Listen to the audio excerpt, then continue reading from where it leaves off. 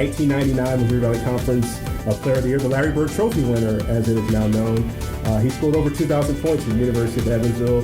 Mr. Marcus Wilson. Marcus, thanks so much for taking time and joining me here in the Valley Conference Room. Thank you so much for having me. Well, what I like to do with these interviews is sort of just talk about, your past, your present, your future. Just sort of let people know what you've been up to, because I think one of the things that sort of caught my attention is I saw something here in the local media of what you're doing currently, actually, which is what I want to be sure we get to, because that's something that's really important in terms of the community and what you're doing with your outreach at the YMCA. But as we are the Missouri Valley Conference, obviously, you've got a great history here with us, University of Evansville. And I want to start there. I did this once before with Blake Ahern, and we talked about his past, and I want to do the same thing with you. So my first question is the recruiting process. You're an Indiana guy, so that's basketball state right there. Right. But you end up at Evansville. What's that process like? You were coached by Jim Cruz, obviously, at the time.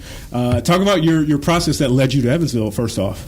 Well, back then, before AAU had really become what it is now, I wasn't getting a whole lot of looks in high school. I think my junior year I might have averaged like 23, and my senior year I was third leading scorer in the state. But, I got my looks from Evansville through AAU, and it really boiled down to Evansville and Butler. I had some looks from Purdue, but they didn't offer. They were saying that I could come and walk on. A couple other bigger schools were saying I could come and walk on.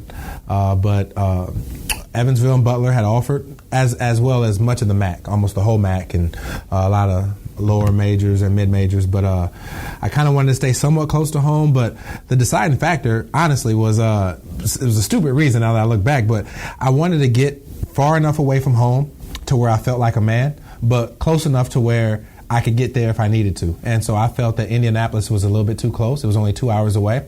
And honestly, that's what made my decision. Now that I'm looking back, I'm like, well, that wasn't very wise on how I would make a 4-year decision, but everything worked out. But yeah, those were my last two choices, and that was why I chose Evansville. I wanted to get a little bit further away from home. Everybody's got their reasons. Yep. I had a similar reason for me. I went to school in Springfield, and I was from St. Louis. I didn't want to be at school in St. Louis, and I didn't want to go to Mizzou, Columbia, because all my friends from high school, I wanted a new start, so that's what led me there. That's similar path. So you end up at Evansville. You have a great career, and I don't want to go through that because I want to get some stories from you, focusing on the 98-99 year, of course, the year that you guys reached the NCAA tournament. You won the regular season of the Valley.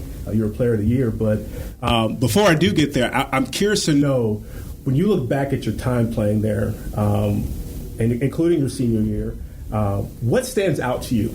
An opponent, a teammate? Is there one particular thing that you're like, when you think about UE, that's the first thing that pops in your head? Well, it's honestly two things. I think that my culture shock when I got there, coming from South Bend, and where I was from, I'm the youngest of 15 kids, and so I was in an area where it was predominantly black, and so going to Evansville, which is a predominantly white city, I was just the culture shock of being the only African American in the room every time I went somewhere. And so that was a little bit of an adjustment, which for me is one of the reasons that I'm a champion for diversity and inclusion. I believe in trying to get kids exposed to as many different things and ethnicities and races as possible, because I know how much it affected me mentally. But then that was my first year. Everything else in between, there were some stories. But then obviously, like my senior year, I just remember going into the season thinking that I can't leave without a championship. Coach Cruz had always said that every class that came through who stayed for 4 years left with a ring. And I was going into my fourth year, and we were picked preseason 6th. So the odds weren't looking good. And I just remember that summer working my butt off. I felt very confident in the work ethic that I put in, as far as the extra running, 500 shots a day, bringing guys on my team into the gym with me. And I just was times when coach said, hey, you guys don't have to work out today. I was a captain. I made us work out. So they were freshmen and sophomores who didn't like me very much at the time.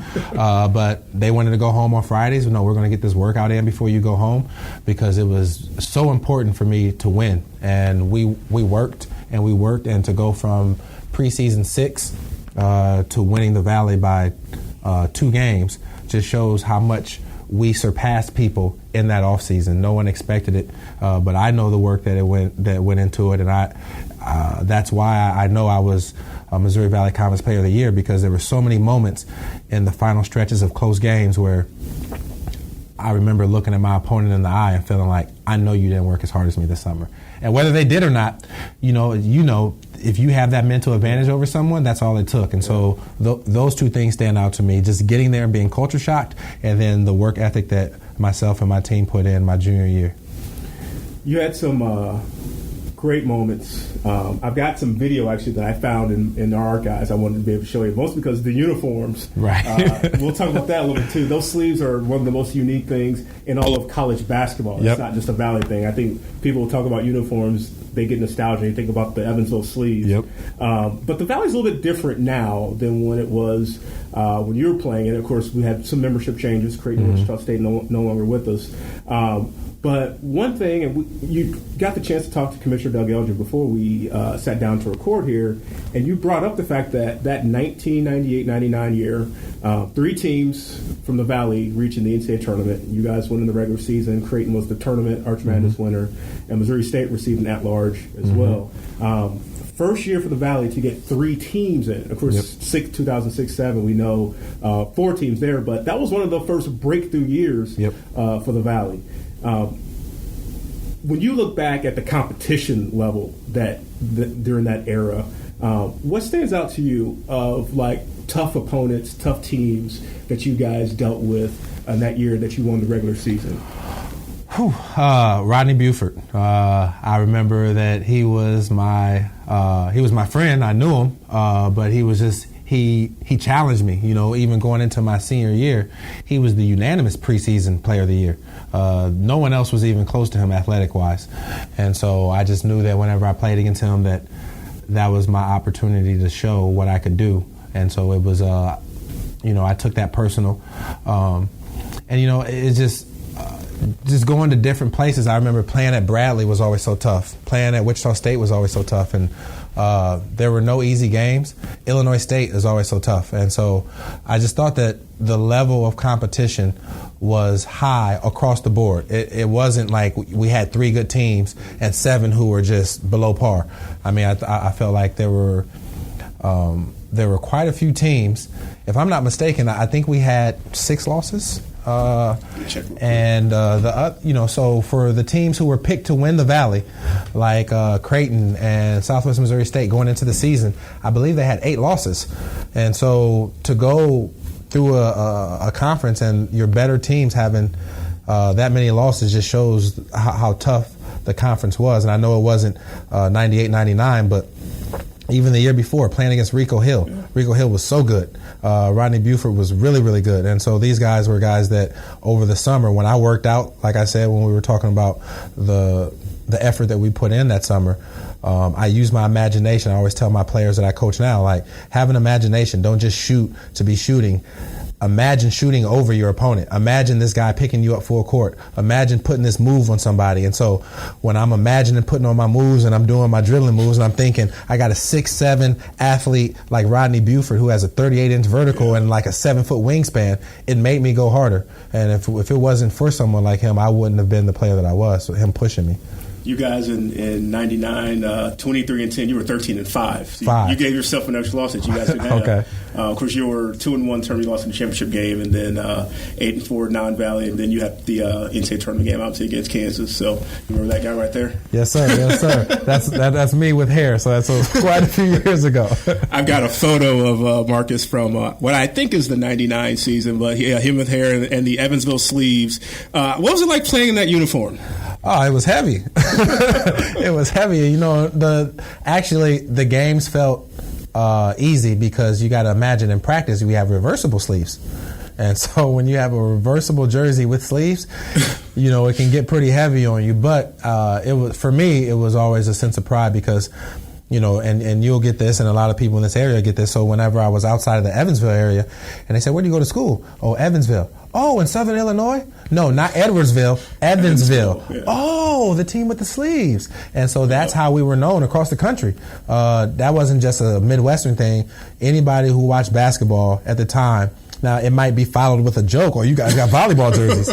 But at the same time, they knew it was something that allowed us to stand out. And so now, as you look in the NBA, and the NBA have sleeves, now they're a lot more tight-fitting. But at the same time, I feel like we were trendsetters in that area. And it was definitely something, with us being one of the smallest D1 schools in the country, it was the one way that we could stand out and separate ourselves. Yeah. Did you guys have those sleeves all 4 years you played? Yep. They didn't... Evansville got away from them a few years after, I think, when Coach Murfield came. And then when Coach Simmons came back, I believe he brought them back. So, yep. Interesting. Like I said, I go back that far, and I can remember them. It's kind of like, why are they playing in sleeves? Like, that can't help shooting, but obviously you've practiced in them, and that's new to me. Didn't know you guys even practice in them. So, but I guess it gives you a feel for what it's going to be like in the game when you're dealing with that. So. Exactly. So, like I said, the practice, you got to imagine when you're going through 3-hour practices and your jersey is sweaty and it's a reversible sleeve, so it didn't really affect us in games. And that 98-99 year, you guys have a heck of a team. Eric Snow, I think, is on that team. Craig Snow. Yep. Sorry, my mistake. I went through and I found a number of the games that I thought were interesting, but the one that we were talking about here in the office that does stand out was in February, Missouri State in Evansville, and this shot that bounces up and bounces in by you. You remember that moment? Can you recall what that's like? Anything specific about that game? Because that was a game that won the regular season for you guys. Yeah, so there are so many memories around that. So many backdrop stories. So my junior year in high school playing AAU, we finished third in the country. And on that team was Jerron Cornell, who ended up going to Purdue, Kevin Alt, who ended up going to Southwest Missouri State. Yeah. And so Kevin Alt, I believe, was Mr. Basketball the following year. So he was always known as one of the better shooters to come out of Indiana. So you got to think, as a senior and he's a junior, I used a lot of things to motivate me. So like I said, that summer, my junior year, Rodney Buford motivated me. Illinois State, who I hadn't beat, motivated me. Beating Kevin Alt motivated me. Now, he's a friend, but at the same time, when we got on the court, I was angry. Like, I wanted to make sure that people knew that I was better than him. Whether I was or not, that's what inspired me. So going into that game, I had so many things that was inspiring me to play well. It was senior night. It was my last home game at Robert Stadium. If we lose, we're in a 3-way tie, which I don't think that we get an at-large bid. I needed to win because I wanted to play in the NCAA tournament. As a kid, I was the kid who cried after the season was over because I always watched One Shining Moment. And one of my dreams was to be on One Shining Moment. Now, I never made it, but I knew I would never get it if I never got to the tournament. Sure. So that may sound like a joke to you, but going into it, I was like, I have to win this game. And so we have to win this game. And so there was a shot before that I believe I hit a 3 at the end of regulation to send it into overtime. And then in overtime, obviously, I run the baseline and I get to the corner and I shoot the shot and it hits the rim and it bounces to the top of the backboard and it bounces in and that ball bounces a half an inch in any other direction and I may not be sitting here even talking to you right now. So I can't specifically say one thing. I just remember the shot and just having such a relief of knowing that we were going to be champions, that I could say that I brought a championship to University of Evansville and that we had a chance to go to the tournament, which it actually did. And so to win the conference, again, that was a chip on my shoulder going into the conference that I didn't get one preseason vote for Player of the Year, that we were picked 6. And so to have a chance to win the conference by 2 games at home on senior night in front of my family, against players that had been ranked ahead of me in high school, there was so much motivation for me to come out and do well. So I was just thankful that I got the right bounce. And I think that you get, just like in life, you get bounces go well for you when you work hard. Yeah. And I know that I know my work ethic that led up to that, led to that bounce. What was it like playing at, of course, Evansville plays at the Ford Center now. Back then, Robert Stadium, totally different feel. We were talking about that ahead of time as well, where, a lot of our, that's something that's sort of happened in the Valley. We've got new facilities, technology makes a difference and other things like that. But like, I can remember Hammond Student Center, you might as well, where seats are on top of you and it's close and intimate. Robert's sort of similar feel. What do you remember about playing in that facility and what it's like playing home games there?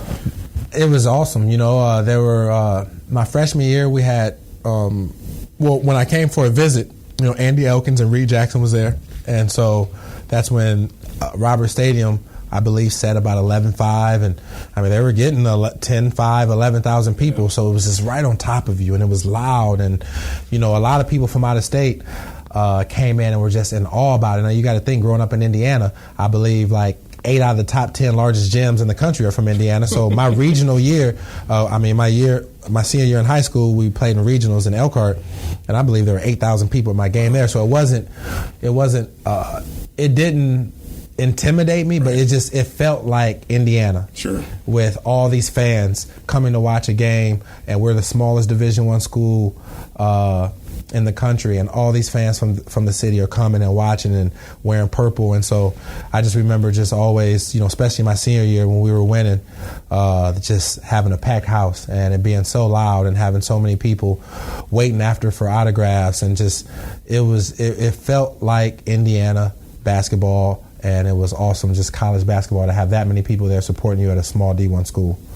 Which leads me to my next question, Arch Madness, which is our crown jewel here in the conference office. Just sort of your thoughts and memories of playing in the conference tournament. Of course, it's a big deal for us, but I'm always curious to know about the players, because I don't get a chance to ask this question a whole lot. I definitely don't ask it during a post-game interview when emotions are high, but when you look back on it, and that's one of the things our fans year-round talk about, getting to Arch Madness and just the experience there. As someone that played and had some success in his career in college, just your memories and experience playing at Arch Madness. Well, it was just an awesome stadium. I mean, it was the Kill Center, and so we were just which is now Scotts Trade, but it was just. It felt like big time basketball. All the teams were there, and so to see all of the people that you were competing against walking around in the hotels, and do you speak or do you hold the grudge because you're playing them the next day? And it was just that type of feel for me. It was just always, I took it very personal. I see a lot of kids these days that, they're very good friends with the guys they play with, and there's nothing wrong with that. But for me, a lot of times when, like I said, I had a big chip, a boulder on my shoulder, these were people that you got to remember, I'm the youngest of 15 kids, and so I wanted to take care of my mom and dad. So every time I saw these guys in the hallway, the night before the game, I'm seeing them thinking, these are guys that are trying to take money away from me. I want to play professionally, and if they beat me out here in front of these scouts, they're going to get that contract next year. Now I know this is crazy, but this is the mind of a young Marcus Wilson that's motivating me. And so at the same time, there were people that had better games, may have played well against me. Rob Dye, I remember he was a really good player, and like I said, Buford and guys who I knew who were going to be guarding me. So it was just a good experience to see these guys as normal college players, but I didn't allow myself to enjoy it as much as I probably should have, because I was too busy holding a grudge against them. And even if they walked by me and didn't speak, even though I wasn't planning on speaking to them, it's like, oh, okay, that's how it is. I'm getting you tomorrow. And it's like, it's just constant mind games with myself to get myself motivated. Is that what the relationship was like? Like, you play 4 years for one school, and you see these guys, 4 years in some cases, if they come up the same year as you and you're there all 4 years together, you start to develop the rivalry. You've talked about Rodney Buford, obviously, and Rob Dye and guys like that, and Kevin Ault. Do you, by the time you're a senior, and you're like, we're going to Bradley, we know what we're in for.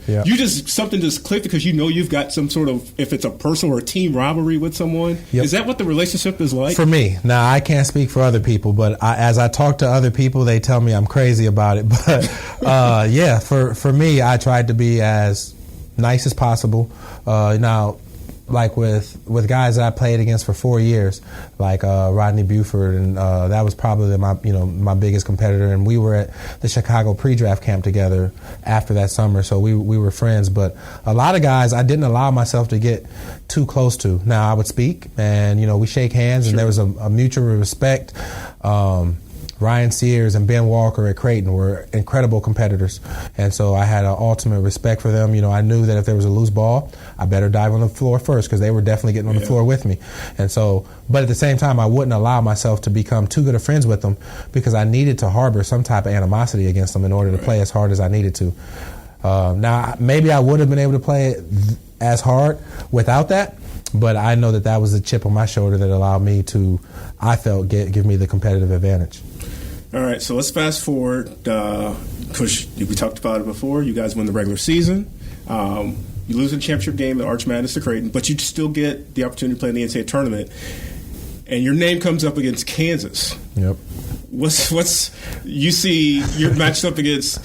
We all know the history of Kansas basketball. Yep. What's the first thing that's coming through your mind? Like, okay, that's where we're going. Opportunity. Yeah. Opportunity. I mean, I remember sitting in the basement at our coach's house, and we were sitting there, and we're going through, and we're not sure if we're getting in, and we're thinking, surely if Creighton is going to get in because they won the tournament, and we won the regular season by 2 full games, and we made it to the conference championship. Surely we're getting in, but you're still nervous. Right. And so they called our name, and we're playing against. They said Kansas first because obviously they announced the higher seed. They were 6, we were 11, and I just remember opportunity. Like, I have a chance to play against one of the most storied history programs in college basketball, and so. I just remember being so excited. There was no fear. That over the summers I had worked basketball camps at the time. I went to 5-star basketball camp and worked under Howard Garfinkel, rest in peace for him. But he allowed me to work there, and there were players I was playing against like James Posey and other guys who were All-Americans. So I wasn't afraid of anyone, and I played against these guys and played well. Every time I went to other venues where I played against other guys. So there was no one on their roster that struck fear in my heart. I just remember thinking, I looked up their roster, and I had seen them play, and I remember Ryan Robertson. I remember thinking, Ryan Robertson's about to have a long day because I'm coming for his head. And, obviously it worked out. And but again, that was just a chip. It was like Kansas. I know there's going to be, we were young, we had some freshmen, and I knew going into that game that they were going to be nervous, as I would have been when I was a freshman. When I was a freshman, we played Michigan State. My first shot traveled 3 feet over the rim. I almost shot it over the backboard. I was so nervous. So I knew what they were going to feel as freshmen, but being a senior, this was an opportunity. This was an opportunity for me to show the country on national television that I was a pro, and I really wanted to do that. So it was just, that's the one word, was opportunity. I get a chance to show what I can do. Now, of course, you guys didn't win the game, but you had a heck of a performance. Yep. And the one thing that was pointed out to me, I think you had, I'm not sure if it was 34, 35, 36, something like that. Yep. But 18 points like the first 8 minutes. Okay. Yep. So I've never played in a game where there was no TV timeouts for 8 minutes. I challenge anyone to find another game where the game starts at the 20 minute, obviously 20 minutes, and that there's not a TV timeout until it was approximately 11:30. So there should have been one at 16. So from 16 until 11:30, there just weren't any breaks, and we were exhausted. But it allowed me to get into a rhythm. And I came out and made my first couple shots, and that's all it took was to make a couple shots. And I watched the game for the first time, honestly, about 2 weeks ago because I was superstitious. Really, 2 weeks ago from 1999. It was the first time I watched the game from start to finish, ever, because I was superstitious the same way. Like I said, I have all these little crazy stories, but I had a chip on my shoulder and I was superstitious, so I would never look at my stats throughout the season because I did as a freshman, and I remember shooting approximately, let's say, 45% from the field. So if I miss my first 2 shots, in my mind, I'm thinking I got to go 3 for 5. Yeah. I got to go 2 out of my next 5 just to be 40%. Right. And so now instead of playing the game, I'm playing a percentage in my mind. I've always been pretty good at math. And so after that, I stopped looking at my stats. Oh, I'm averaging 20. How many games left to go in the season? And my mind starts thinking that way. So I would never look at stats after the games. And I would watch film, but primarily to study my defender and to study their defense, of how I thought they were going to play me, and to study, obviously the scout of what I needed to do, who I needed to defend, and study their habits, but I would never watch the game, a full game, or watch myself. And so I watched it for the first time, and it was, it was an awesome 8 minutes. And got off 18 points in the first 8 minutes, which, another thing, I just posted it on social media 2 weeks ago, and someone said, for you to have that game with Billy Packard and Jim Nance. Yeah. It wasn't just some guys who they just threw on the game because it was Evansville. These are legends announcing our game against Kansas, and for me to have that opportunity, and I was lucky to be able to make some shots early on, and so it was just it's a great memory, obviously. Well, you had a career after Evansville, obviously. Talk about what was it like playing overseas? A lot of guys from the Valley do that nowadays. Yeah. That's become a common thing. And some names that some current fans might know: Kyle Weems, Wes Washman. There's some guys that are really making a solid career for themselves playing overseas, and quite honestly, become some stars over there. Which to a lot of us, you don't know that. We're not there, but if you hop on social media, you can see them retweet stuff about themselves. They're on the cover of magazines. They're being interviewed. You're part of an era where that's where that sort of gets started, because the level of basketball that the Valley's playing is sort of is rising. You had a couple different stops. Talk to me about what your post Evansville career was like. Well, I played in there wasn't, if people go look, there's been times where I've kind of looked for film or anything of myself, and YouTube didn't come out till, I want to say, mid-2000s. Yeah, sure. So there wasn't a site to share.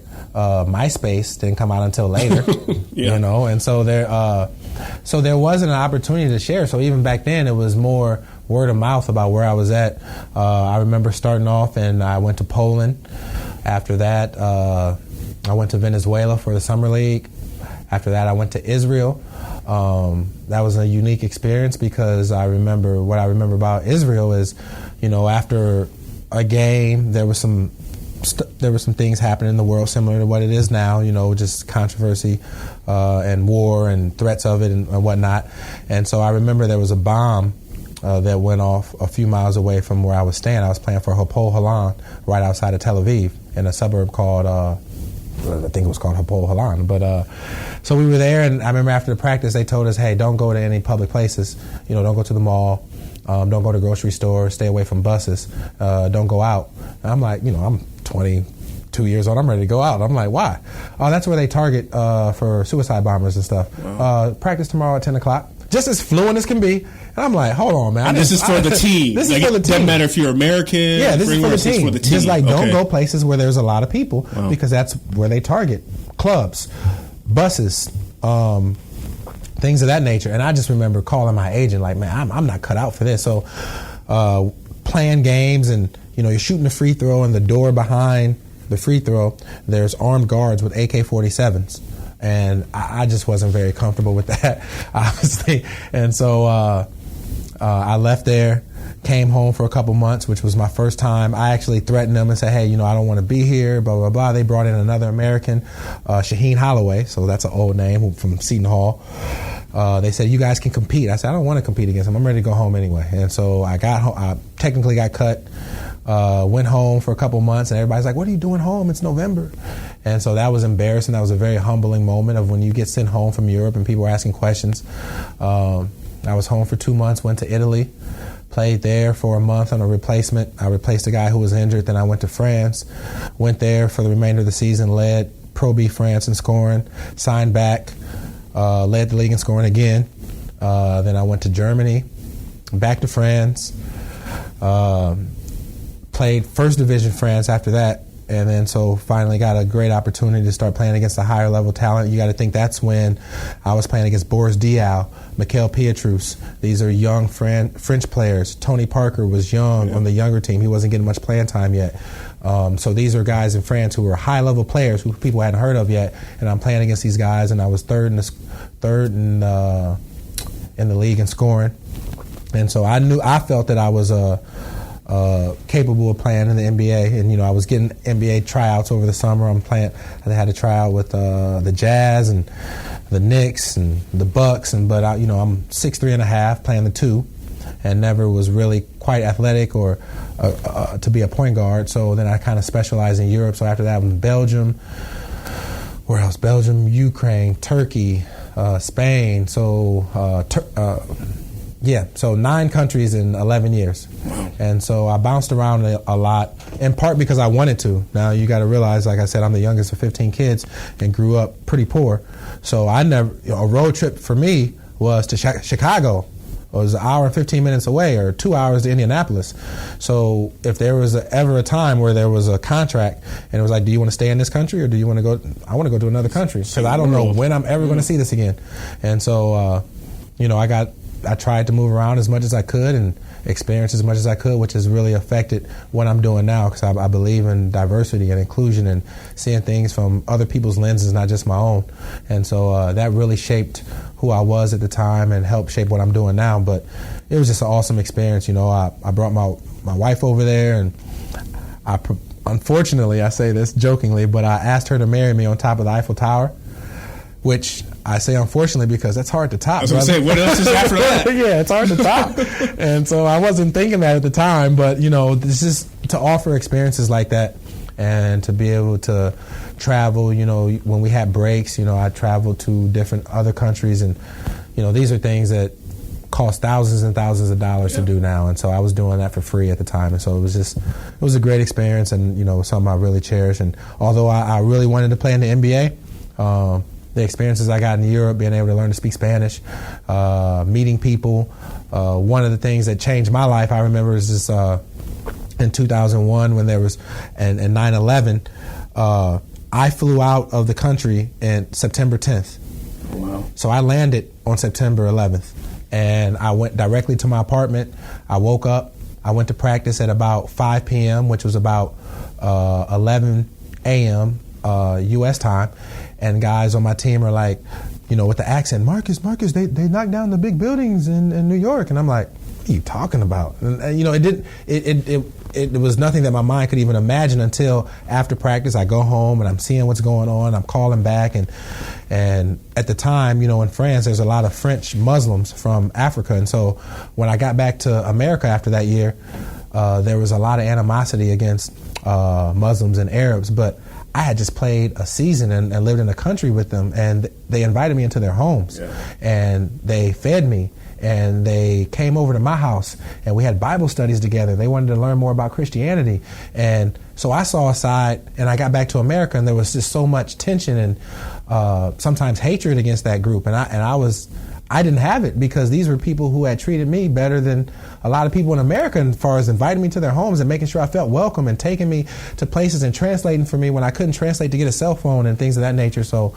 that opened my eyes to show me that, a lot of times people talk now about the media, what they portray, but I lived seeing people who were being casted in a certain way. But I knew that they were good people, and so it allowed me to just open my mind, and it changed my life as far as, like I said, in terms of diversity and inclusion and loving people and being and just seeing and giving people a chance to show their character without judging them from someone else's point of view. Do you have any hang-ups about being in all those countries? Like, was there any, the language barrier, or just you talked about the culture shock when you went to Evansville, being in all those places?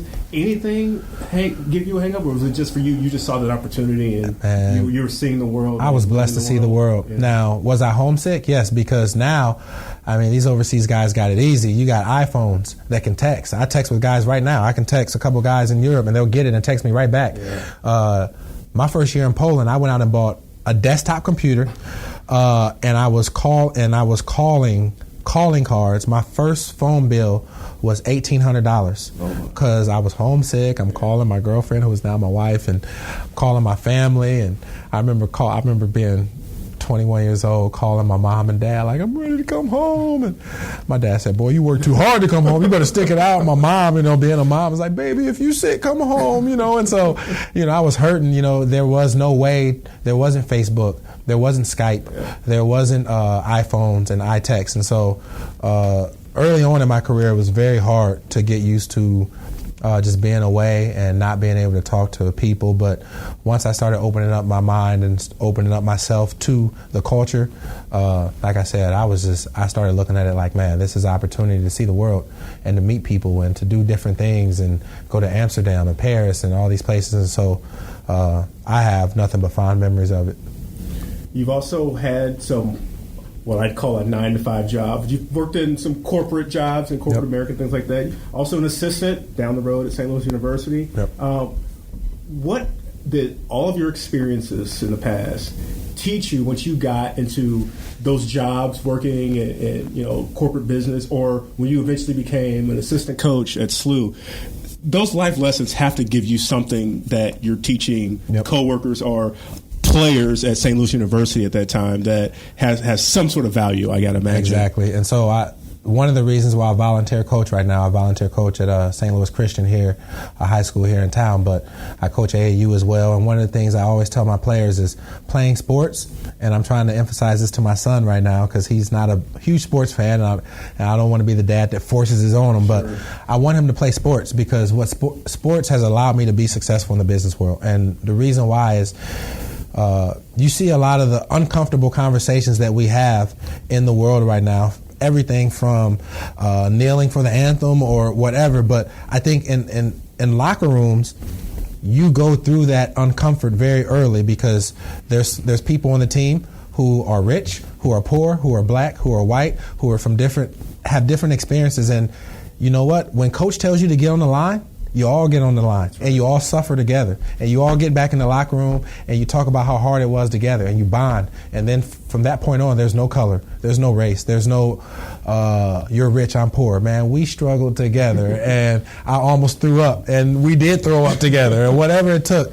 And so I think that playing sports allowed me to be able to identify with different people from different backgrounds other than myself. And so that culture shock that I felt at Evansville, the sports aspect of continuing to grow with my teammates at Evansville and in Europe, now when I was a director at Chick-fil-A in Atlanta, or now that I'm executive director at the YMCA, and I have staff who are from different races and from different economic backgrounds, and kids who are single parents and from single parent homes, and from whatever their background is. I've had several teammates like that, and teammates who have told me the positives and negatives. One of the things I tell people all the time, like I remember when I was young, I thought it was so hard being poor, and I had a teammate once tell me, well, I would have loved to have your life because at least you had a mom and dad around who invested in you. I had a mom and dad, but they were rich, and my dad traveled all the time. My mom traveled all the time. I was raised by a nanny. And I'm thinking, well, you had $1 million house, bro. I would have traded it. He was willing to trade the $1 million house for a family that was together. And it was like, whoa, I never thought about it like that. And so now I'm able to identify with so many different people, which has allowed me to be successful as a leader in the different areas that I've worked in, just because I'm able to identify with my staff. And they see it. It's genuine. It's not like, oh, I think I get you. They know it by my responses, by my compassion with them. And so sports taught me all of that. No, nothing else. You can go through the trainings all you want. Sports and dealing with different people teach you that. And so that's why I love sports, whether it's basketball, football, whatever. The conversations you have in those locker rooms, people who don't play sports can't identify with it. And I always look, when I'm looking to hire, I love hiring sports people, because another thing that sports teaches you is when I'm done with my job, like if I'm running and I see that there's someone else struggling, you know how many times you've got behind that guy and just literally pushed him to run, pushing his back. And so when guys finish their task at 3 o'clock, people who don't play sports, I find a lot of times, I'm not judging everyone, but they'll sit there and they get on Facebook and boom, boom, boom. And the person right next to them has a stack of papers, but this person's done with their job. Sports, people who play sports are like, hey, let me help you with that, because they're used to being a part of a team. And it allowed me to develop those habits unknowingly. And now that I'm in the business world, it just comes naturally, and I'm really thankful for it. You mentioned the staff that you work with. You're now executive director of the YMCA. Yep. I'm curious. Now, I mentioned that you were assistant coach at St. Louis University. What sort of drew you to sort of make some roots here in St. Louis, first off, when talking about the YMCA? Well, I was in Atlanta, so when I retired from playing basketball, my family was living in Atlanta. We moved to Atlanta in 2004, 2005, something like that. And so that was just my summer home. I was still playing overseas. When I stopped in 2011, I came home and was looking for a job. And honestly, at first I couldn't find a job. You know, I could speak Spanish and French. I've lost my French since then, but I remember thinking I have great social skills. You know, I've been working for the last 12 years in Europe and whatever. And then I came back and tried to get a job, and people were like, well, when was the last time you worked? I'm like, well, I just stopped working last year. No, when was the last time you clocked in 9 to 5? And so my basketball experience didn't translate at first. And so I actually had to humble myself, and I took a minimum wage job working at a car wash sweeping parking lots. I became the best parking lot sweeper in Atlanta. And I got a promotion after about 3 months, but I wanted to be good at it. And then I went from there to Aaron Sales and Lease. Didn't really like that job. I didn't really like a lot about it, you know. But then I went from there to a director at Chick-fil-A. And so, but I wanted to coach, and one of my dreams was to coach college basketball. And so I was going to the Final Fours. The Final Four came to Atlanta, and in 2013, I believe. 13, yeah. And so I was going out, and I started meeting some coaches that coached against me, played against me. You got to think that there were players who went right into coaching when I graduated in 99. So they've been in the game for 12, 13 years. But they remembered me, and so, you know, I'm networking a little bit, and I saw Coach Cruz down there, and I talked to him, and one thing led to another. He offered me a job at SLU, and so I took it. I left Chick-fil-A. And came here to SLU, and so that's what brought me here.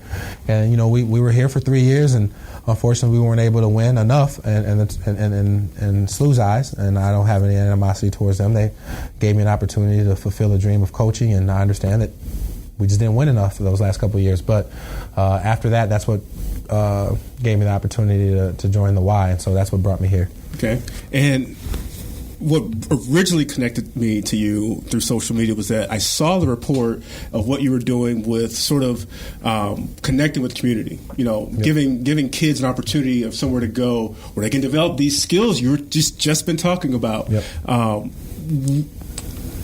Tell me more about what that development's like what your goals are for, you know, what you're doing at the YMCA and what you're hoping kids can get out of it, especially here in St. Louis. I mean, make no mistake about it, we know what's going on in St. Louis right now, but it's not just now. You know, I've grown up here my entire life, and you know, our city, you know, it's got some points of poverty there, and you're providing something there that gives them, you know, something to reach for and some level of positivity there. Talk about what you're providing there that's sort of a little high mark for them. Okay, so I'm at the Monsanto Family Y, which is at 5555 Page here in St. Louis. So anybody out there that's wanting to come by and check me out, that's where I'm at. But you know, we are in a rough part of the town, and one of the reasons that drew me to that Y in particular was I don't know if people outside of St. Louis will know about this, but people in St. Louis have heard of the Delmar Divide, and I felt that being at St. Louis University, it was close. It was the Monsanto YMCA was the closest Y to SLU, and I felt that I could hopefully bring some of my resources from the relationships I had developed at SLU to help that community. And so I grew up in a community similar to that, and so I really wanted to try to figure out how could we bring some resources, whether it's financial or even robotics classes, you know, or things like that. I wanted to help that community, you know, and so anybody who's been in St. Louis, you know, on one side of Delmar, you have the Central West End, and you have some really nice houses, $500,000, $1 million houses, and then you cross Delmar, and oftentimes you can't even get the weeds pulled, and there's just poverty, like literally across the street. And so that affected me, and I felt that I could help with that. And so when you talk about in terms of the youth, and what was I was featured on the news about a program that I was doing, and so a lot of it is just bringing kids in. And for me, my goal is to love them, because there's a lot of kids that have dads that don't know how to show them love. There's kids that grow up without fathers. There's a lot of kids that just need help. There's no way I get to where I am without help. And so when I was in high school, there was a guy named Pat Magley who ran Heroes Camp in South Bend, Indiana, who brought us in. And a lot of us who were latchkey kids, instead of going home, you know, there's a burden put on kids who are growing up in poverty. You know, people say, well, it's America. Everybody can learn and go to school, and if they drop out, that's their fault. True, I'll concede some of that, but at the same time, when you have a child who has a single mom who's working 2 jobs, and that child gets home from school at 3:30, and he's 10 years old, most 10-year-olds, most 16-year-olds don't have the discipline when their friends to come knock on the door and say, you want to come outside and play? Nope, I'm going to stay here and do my homework, guys. I'll catch you later. No, they're going to go outside and play. Right. So now when that mom is working her second job and she comes home at 10 o'clock and she's tired and little Johnny's asleep already, no one checked his homework. Sometimes he didn't even do his homework. And so I know that there were people that helped me along that process. And so there's kids that need that. Even if it's not financial, they just need someone to ask them, did you do your homework today? What's your grades like? To show interest in what they're doing. When they get A's, to make a big deal out of it, not just make a big deal out of it when they get F's, to give them positive attention. And so there were people that did that to me, did that for me growing up, whether it was my parents or whether it was people in the community, people like Pat Magley, people all along my life that gave me positive encouragement and gave me something to look forward to. And so for me, that's all I try to do is I want to try to be someone that, you know, kids come in and they get excited. Hey, Mr. Marcus, I just got an A on my test. Man, great job, buddy. Man, so proud of you. Let's go out to lunch sometime. And so now that kid has something to look forward to. And so I just try to love on the kids. I try to give them support, resources, and what we were featured on the news is I was bringing kids in who couldn't afford memberships, and I just said I opened up my gym on Tuesday nights and said, come on in here. There's no cursing. There's 3 rules. There's no cursing. There's no fighting. And then if you knock someone down hard enough on a foul, you have to help them up, because young me, like we were talking about earlier, if I knock you down, I'm gonna walk away. And that's how, and just like let you know, hey, you know, we're not friends. But that's how beef starts. Right. And so after you knock the guy down, you have to give him a hand to help him back up so they know it's all good and we're gonna continue playing. And just things like that brings guys who now people don't understand when they're doing that in my gym. Now if this kid is in a fight in school and he's played against another kid at my Y from another school or out in the street, he now knows this kid, and he's like, hey, no, he's cool, man. Don't jump on him or whatever, because you develop that camaraderie at the Y. And so I'm just trying to bring kids together, give them some structure. And also a lot of times when you have kids that go home and their home environment is bad, and there's kids at school that they're hanging out with that aren't doing the right thing, and when they want to stay inside and do study, oh, you're being a nerd, and why don't you want to do that? If I can bring 75 to 80 kids who are positive, now they're like, oh, it's not such a bad thing to be positive. There's a bunch of other kids that look just like me who want to do positive things, and even if they're only getting that 1 day a week, sometimes that keeps them on the right track. And so I just try to help how I can, because there's people that helped me growing up. I got no words for it, because I'm thinking to myself, like, there's not a whole lot. You don't hear a lot of your stories, what's going on, especially nowadays, but such a level of just positivity and trying to make a difference. God, we need more people like you doing what you're doing, especially like you said in St. Louis. Like I said, I've grown up here. It's just something we don't hear enough about. So I know for one, as a native, I appreciate what you're doing. It's a great thing, and there should be more like it. So I'm almost done, but I've got a couple quick things I want to do with you. Okay. First, I just want you to tell me the first thing pops to your head in response to these questions. So there's just sort of quick hitters. Okay. Just shout out the answer, what you got. So, favorite teammate you played with at UE? Man, probably Craig Snow. Okay. Favorite arena, not counting Roberts, that you like to play in the Valley? So Wichita State. Well, they're no longer there, but that's okay. Wichita State was always good. You've talked about Rodney Buford, so I'm going to put a caveat on this one. Your favorite rival or opponent, not Creighton or Rodney Buford. So give me somebody besides him that you like playing against. Rico Hill. We were in the same class, but he left after his junior year and went pro early. But Rico Hill, outside of Rodney Buford. One moment that sticks out for you at your time at UE. The shot against Missouri. That's okay. State. Yep. Okay. One opponent not in the Valley that you sort of, man, I want to challenge him? Ryan Robertson at Kansas. That was my opportunity to do it on national TV. When you're overseas, one rival opponent you played against overseas, anybody stand out? Roberto Bergeson.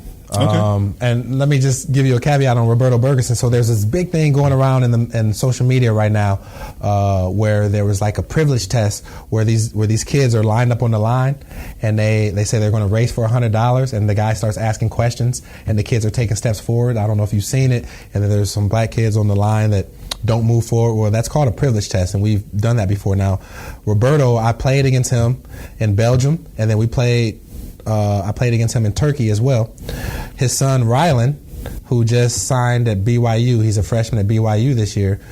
My son is named Rylan. That was the first time I heard that name. My wife and I got the name from his son. So I named my son after Roberto Bergeson's son, Rylan. And Roberto is the coach at Linkier down in Branson, Missouri. And he was the coach who put on that social media. Okay. Who put that on social media. So right when he did it, he posted it, and I'm like, man, that's awesome. I saw it the other day, and it's got like 25 million views, and people are like, this is the craziest thing. And I'm like, man, this is a great dude. So, like, Roberto, me and him went way back, and I knew he would make an impact as similar, like, that's what I'm trying to do. What's one thing you remember hearing someone shout at you on the court that made you laugh?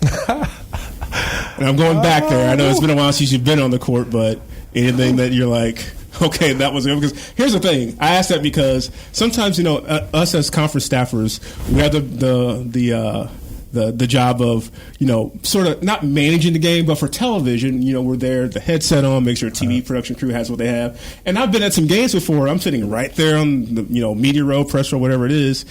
And I'm hearing some people yell some things. I'm like, okay, that made me laugh. That's inappropriate. Okay, that would make me laugh. Right. And I'm wondering, because you guys typically on the court don't show those emotions. You're locked in. There's got to be one thing that may have sort of got to you on the free throw line or something, maybe. It never really, honestly, when people yelled stuff at me throughout my career, for some reason I played better. And so if somebody said something, and I can't remember anything specific, but I do remember people yelling, and I would make like 2 or 3 threes in a row, and they would stop yelling because their friends would be like, stop it, you're making it worse. And so I do remember at Wichita State, it wasn't at me. I was on the bench, and I had, Kwame James was on my team, and they were yelling. They were like, and Kwame and I were the only African Americans on the team.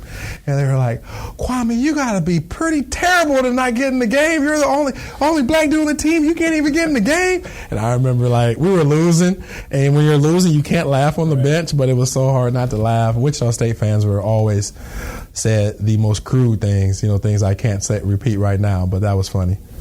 My final question, and I'm putting you on the spot with this one, but that's okay. Okay. It's all good fun. Pick one. DJ Ballantyne, Colt Ryan, 1999 Marcus Wilson. Oh, man. I really do want to be humble. I really do want to be humble on this. If you're picking yourself, it's okay. I really want to be humble and pick one of those other two guys. They're great players. I would side with myself only because we won the championship. I'm not saying, I know those guys passed me up in points, but, we went to the tournament, and so that's kind of hard to top, That's why I would go with myself. And I ask that because for folks that don't know, and I'm pulling on my research here, 1,000-point club at Evansville. Well, there are 4 players that have more than 2,000. DJ finished his career as all-time leading scorer with 2,464, or actually more than that, I think. Colt Ryan, 2,279.